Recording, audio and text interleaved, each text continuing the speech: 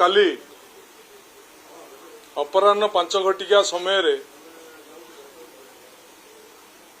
Shergarh block अध्यक्ष कृष्णचंद्र नायक को शासक दलर गुंडा माने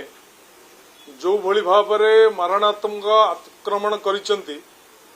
यह संपूर्ण रूप निंदनीय एवं आज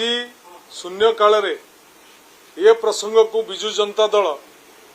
मुख्य प्रसंग रूपे उपस्थापित कले एवं मान्यवर बाचस्पति महोदय ठारू रूलिंग आशा कले जे राज्यर निर्वाचित प्रतिनिधि माने वर्तमान सुरक्षित नुहंती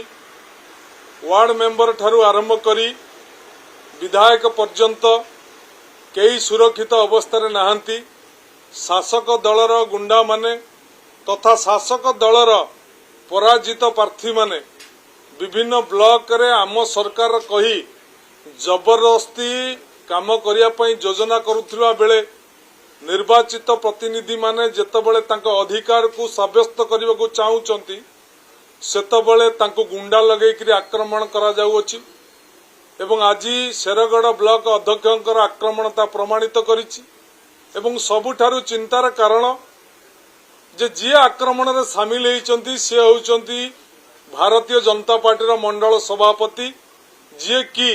भारतीय जनता पार्टी कार्यालय रु गिरफ होइचंती तेणु राज्यर आईन श्रृंखला परिस्थिति विपर्यस्त अछि